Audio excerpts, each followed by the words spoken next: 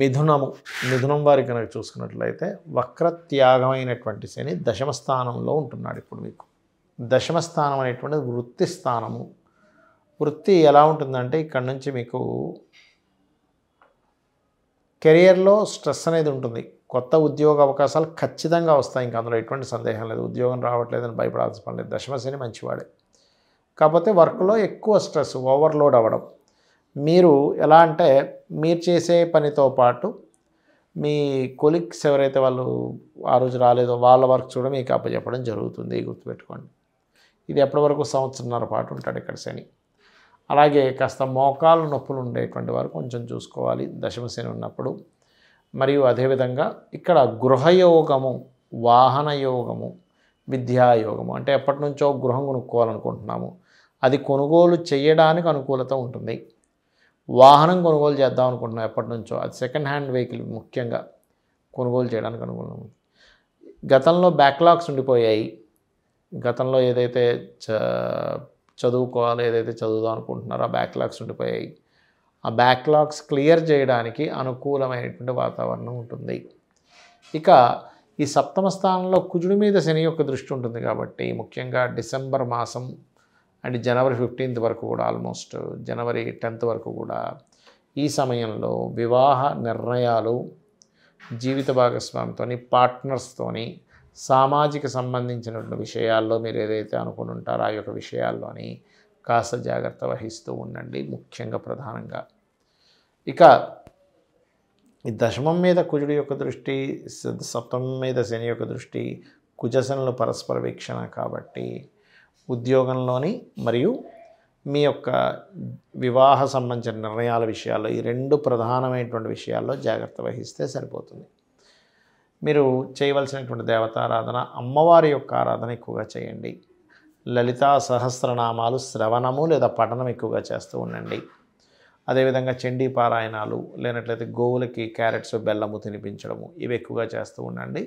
ఎంత ఏదైనప్పటికీ కూడా మీకు ఇక్కడ ఈ యొక్క బుధుడి యొక్క ప్రభావం, అంటే 4వ అధిపతి యొక్క ప్రభావం ఈ కుజుడి వైపు ప్రయాణం జరుగుతుంది కాబట్టి మీరు ఏదైనా ఒక ప్రాపర్టీ తీసుకునేటప్పుడు 1కి 4 సార్లు ఆ ప్రాపర్టీ ఎలా ఉంది, ఏదైనా లిటికేషన్స్లో ఉందా, గొడవల్లో ఉందా అనేటువంటి విషయాలని చాలా జాగ్రత్తగా గమనించి తీసుకోండి. అదేవిధంగా మరొక విషయం ఏంటంటే ఇక్కడ ఓం అనాకలిత సాదృశ్య చుబుకశ్రీ విరాజితాయే నమః అని చేయండి. అయితే ఇక్కడ సప్తమ స్థానము, దశమ స్థానము అనేటువంటిది ముఖ్యంగా శని కుజులు ఉన్నారు కాబట్టి వివాహం కోసం ప్రయత్నం చేసేటువంటి వారు మీరు ఓం కామేశబద్ధ మాంగళ్య సూత్రశోభిత కందరాయై నమః ఒకటి, లేదా ఓం మాణిక్య ముకుటాకార జానుద్వై విరాజితాయే నమః. ఈ మాణిక్య ముకుటాకార అనే మంత్రం ఏదైతే ఉందో మీకు ఉద్యోగ అవకాశాలు ఇవ్వడానికి, ఉద్యోగ అవకాశాలు మీరు చేసే ప్రయత్నం సఫలీకృతం అవ్వడానికి మీకు తోడ్పడుతుంది. ఏలినాటి శని, అర్ధాష్టమ శని, అష్టమ శని, శని యొక్క మహాదశ, ఇవి 4 వేరు వేరు ప్యాటర్న్స్. చాలామందికి తెలియక శని ఉంది అంటే శని మహాదశ ఉందో, ఏలినాటి శని ఉందో, అర్ధాష్టమ శని ఉందో, అష్టమ శని ఉందో తెలియదు. దీని యొక్క వివరణ ఇస్తాను క్లియర్గా. ఏలినాటి శని అంటే 7.5 సంవత్సరాలు ఉంటుంది. 12వ స్థానంలో ఉన్నప్పుడేమో ఇన్వెస్ట్మెంట్స్ విషయంలో జాగ్రత్తగా ఉండాలి. రాశిలో సంచరించేటప్పుడేమో అనవసరమైనటువంటి వాటిలోకి ఎంటర్ అయ్యి మన తల మీదకి తెచ్చుకోకూడదు, గుర్తుపెట్టుకోండి. దానివల్ల మానసికంగా ఇబ్బంది పడడమే కాకుండా మోసపోవడం కూడా జరుగుతూ ఉంటుంది. ఇక 2వ స్థానంలో శని సంచారం జరిగేటప్పుడు పర్టికులర్గా ఫైనాన్షియల్ మ్యాటర్స్ విషయంలో, కుటుంబ సభ్యుల విషయంలో జాగ్రత్తగా ఉండాలి. ఇది ఏలినాటి శని 7.5 సంవత్సరాల ప్యాటర్న్.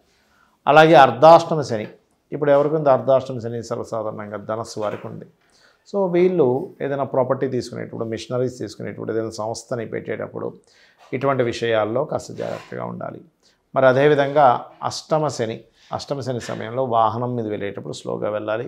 చిన్న సర్జరీస్, ఆపరేషన్స్ లేనట్లయితే అనవసరంగా మీరు మంచి చేసినా సరే కాస్త అవమానాలు పొందడం లాంటివి జరుగుతూ ఉంటాయి. కాబట్టి ఇటువంటి వాటికి దూరంగా ఉండాలి. ఇక ఇవన్నీ ఒకటి అయితే చాలామందికి శని మహాదశకి వీటికి తేడా తెలియదు. శని మహాదశ నడుస్తుందండి అంటే 7.5 సంవత్సరాలు అయిపోద్దని అడుగుతూ ఉంటారు. లేకపోతే కాబట్టి ఏంటంటే ఈ శని మహాదశ అనేది 19 ఇయర్స్ ఉంటుంది. మీరు ఒకటి గుర్తుపెట్టుకోవాలి, మీ జన్మజాతకంలో శని భగవానుడు కనుక బాగుంటే శుక్రదశ, గురుదశ కంటే కూడా అద్భుతంగా ఇస్తాడు శని మహాదశలో యోగాలు. కాబట్టి శని మహాదశ గురించి ఏమీ టెన్షన్ పడవద్దు ఎప్పుడు కూడా. కాకపోతే కొన్ని విషయాలు పాటించినట్లయితే అది ఏలినాటి శనైనా, అర్ధాష్టమ శనైనా, అష్టమ శనైనా మీకు ఎటువంటి ఇబ్బంది ఉండదు. ఏమిటది? శని మహాదశ వచ్చినా సరే మొట్టమొదటిగా మీరు ఆరోగ్యంగా ఉన్నారు, యువకులు, చిన్నపిల్లలు ఏమీ కాదు అని అనుకుంటే కనుక ఖచ్చితంగా మధ్యాహ్నం నిద్రపోకండి. ఇది చాలా చాలా ఇంపార్టెంట్. ఎందుకంటే శని మందత్వానికి కారకుడు, నిద్రకి కారకుడు.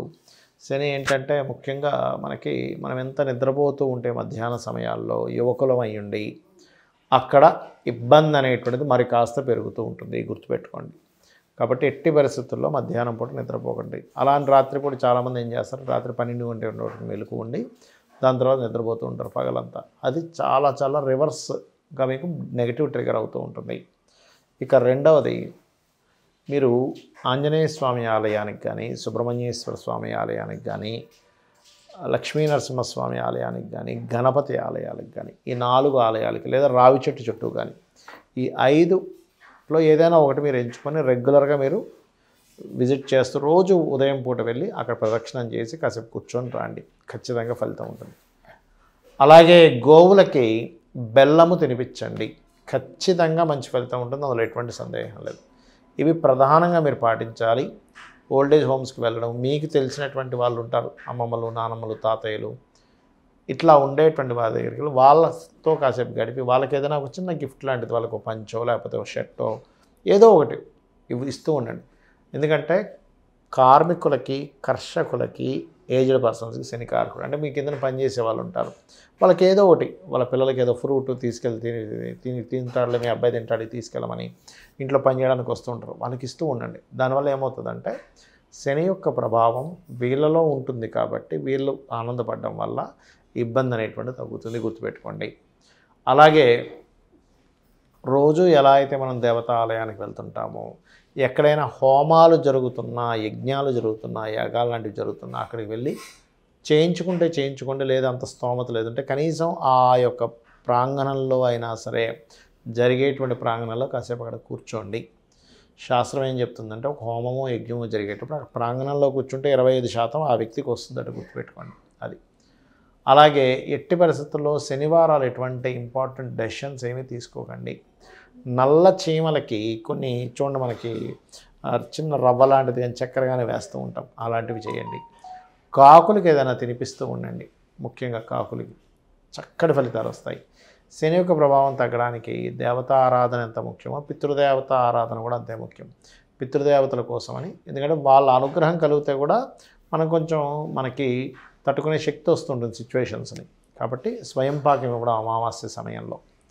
అదేవిధంగా శనివారాలు ప్రత్యేకంగా నాన్ వెజిటేరియన్ అలవాటు ఉన్న వాళ్ళు, అసలు యాక్చువల్గా అయితే ఆదివారం అసలు తినకూడదు, శనివారం అలవాటు ఉన్న వాళ్ళు అసలు తీసుకోకండి పొరపాటును కూడా.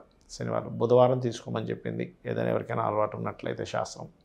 అలాగే మరొక విషయం ఏంటంటే, ఇక్కడ లలితా సహస్రనామాల్లో ఒక అద్భుతమైన నామం ఉంటుంది. ఏమిటది అంటే ఓం అనాకలిత సాదృశ్య చుడుకశ్రీ విరాజితాయై నమః. అయితే ఇక్కడ మీకు ఏలినాటి శని కానీ, అష్టమ శని కానీ, అర్ధాష్టమ శని కానీ ఎప్పుడూ బ్యాడే ఇవ్వాలని రూల్ లేదు, గుర్తుపెట్టుకోండి.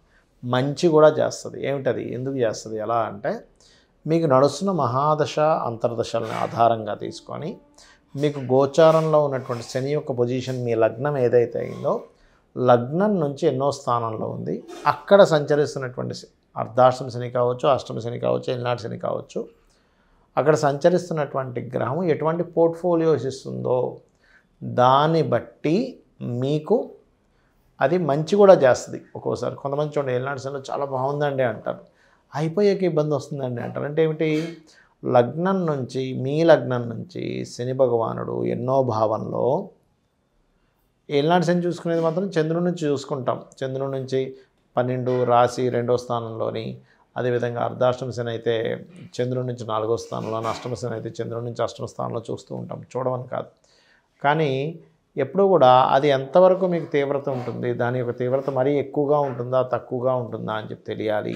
బ్యాడ్గా ఉంటుంది, నెగిటివ్ ట్రిగర్ చేస్తుందా ఏలినాటి శని, లేదా పాజిటివ్ ట్రిగర్ చేస్తుందా తెలియాలి అంటే మీరు చేయవలసింది ఏమిటంటే, ఫస్ట్ ఆఫ్ ఆల్ అది ఏ పొజిషన్లో ఏ నక్షత్రాల మీద సంచరిస్తుందో చూసుకొని దానికి సంబంధించిన రెమెడీ కూడా చేసుకుంటే మీకు ఎటువంటి ఇబ్బంది ఉండదు. శ్రీమాత్రే నమః.